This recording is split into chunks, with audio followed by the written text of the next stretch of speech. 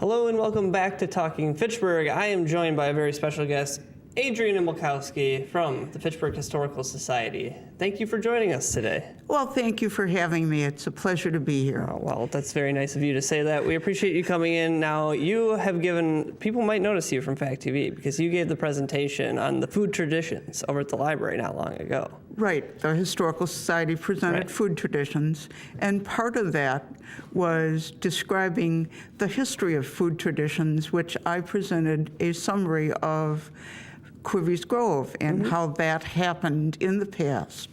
And so I'm going to recite that to you today. Perfect. So people can get just, if they want, you can go to FACTv and watch the full presentation that you gave over at the library. And now we're going to drill down a little bit and get specific right on Quivey's Grove. Exactly. So please regale me with these tales of history. I'm excited about this one. Thank you. Thank you.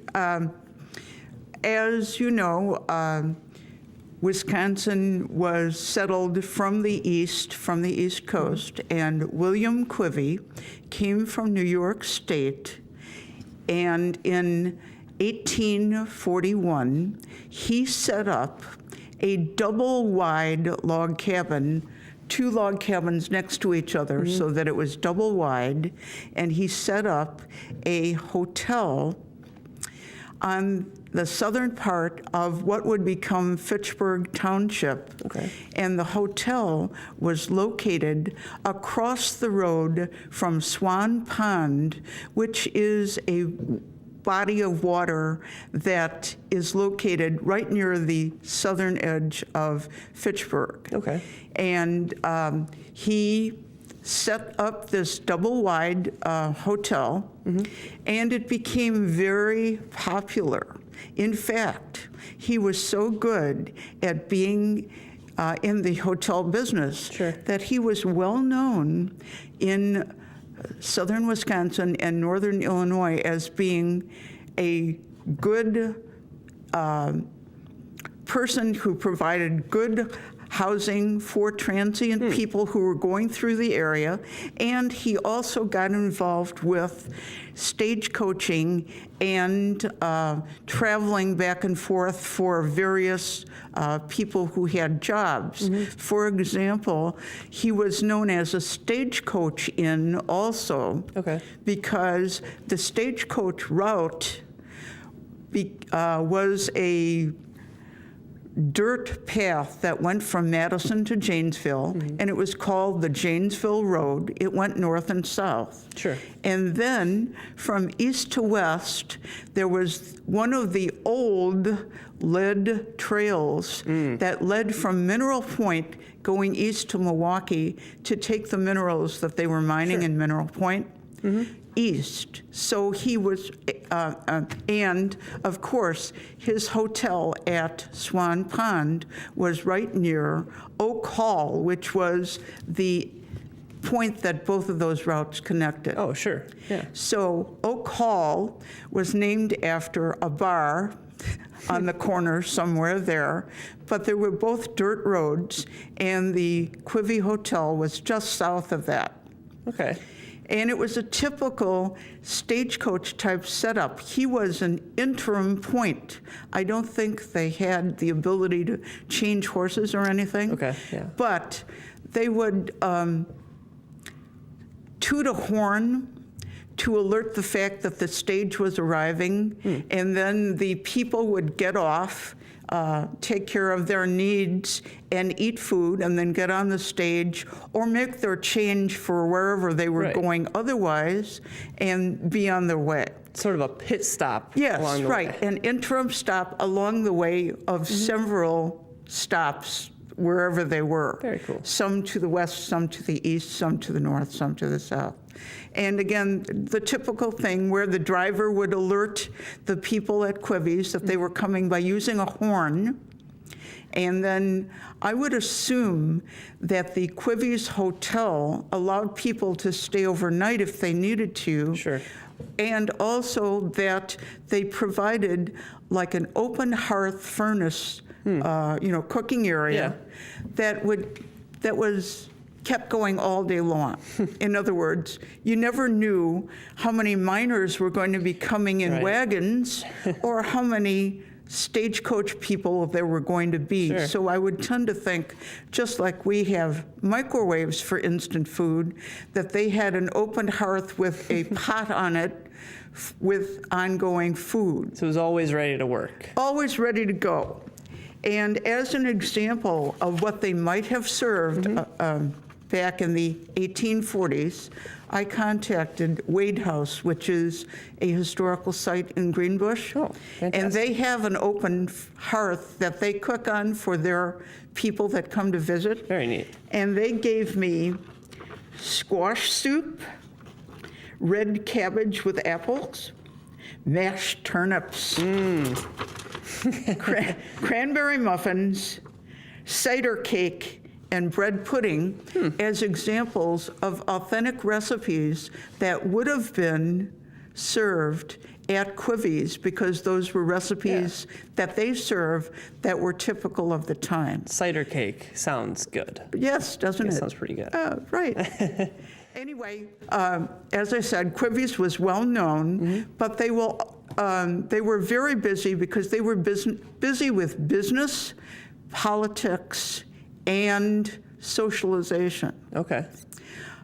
In 1842, after the hotel was established, they had a census, and there were very few people in Fitchburg. There were only 4 households Oh, wow. in 1842 that were identified on the census. Phew. Joseph Roman, the first settler of Fitchburg, William Quivey, Harvey Bush, whomever he is, and George Dyke. Okay. Otherwise, Fitchburg Township was pretty much open land that was open for purchase, and Fitchburg in those days was still part territory. So they were expecting people to come and be part of the land speculation. Sure. So about 1845 or 46, the state legislature, the territory legislature identified Quivey's Grove as the first polling place. Oh, wow. That's pretty interesting. And so they were, involved with politics. They were also the site of the first post office. Oh, wow. They're doing it all.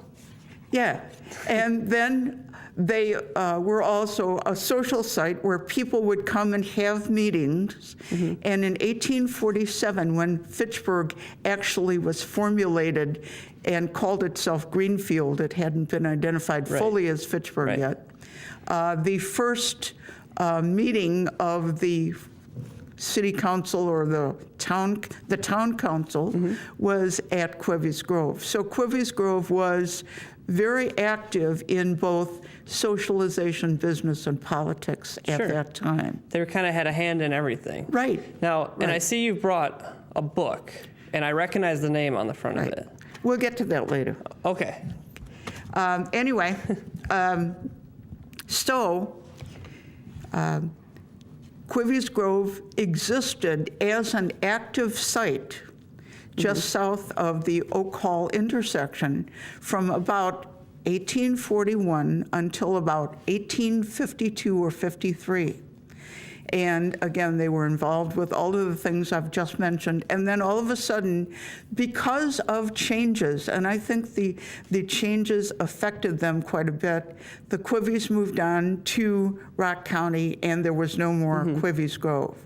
But I think the changes were that instead of the tin lead trail being near the intersection of Oak Hall, it moved further north to Adams Road. So that was a further distance away from them. Sure. The stagecoach era was ending, and the trains came in, and the train depot was now in the city of the town of Fitchburg location. And so, and people were moving in and not needing a hotel as much because they had a place to live in for themselves. Sure. So by 1852, 1853, Quivey's Hotel didn't exist anymore. Right. 120 some years passed, and a gentleman who was wishing to start a business purchased the John Mann property, which is near Verona Road and Nesbitt Road, and he renovated it into the restaurant that we currently know as Quivey's Grove. Oh, okay. And he named it Quivey's Grove because he has a lot of trees, and there's a grove of trees there, and that was a historic name to people in this area. So I'm sure that, it was something positive that he thought about and wanted to bring forth the historical name. That makes sense to me. And so he renovated the John Mann property, and that property was built after the Quiveys left town.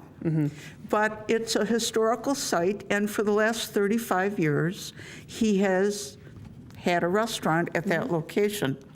And I'm happy to say his restaurant has a very nice cookbook. Yes. And they have a tradition, as you probably know, of naming their dishes after locations in the area. And they also, in their cookbook, identify dishes named after people and tell you in the margin why the dish is named that way. Oh, very cool. So that adds a little historical context. So the cookbook itself has a historical context. Very neat. So current Quivey's Grove is carrying out the same food tradition that old Quivey's Grove carried out, but they're not doing it on an open fire. Sure. Like the old Quivey's Grove did. That's fantastic. That's such a neat, little tie-in, taking the past, bringing it into a little present time, and people get to still learn about all this stuff. Right. Super neat. I found the cookbook to be quite interesting reading from a historical standpoint. Yeah, let me hold it up for people to see here. So it's called Quivey's Grove Heritage Cookbook. You can give it a look. Where can people find this book? At Quivey's Grove Restaurant. So there you go. Check it out at Quivey's Grove Restaurant. Adrian, thank you so much for coming on and sharing this information with us. Super informative and awesome. And folks, if you don't know, you can always go over to the library where the Historical Society has a great little section in the second floor and check out some of the resources there. We're going to take a quick break. We'll be back with more Talking Fitchburg.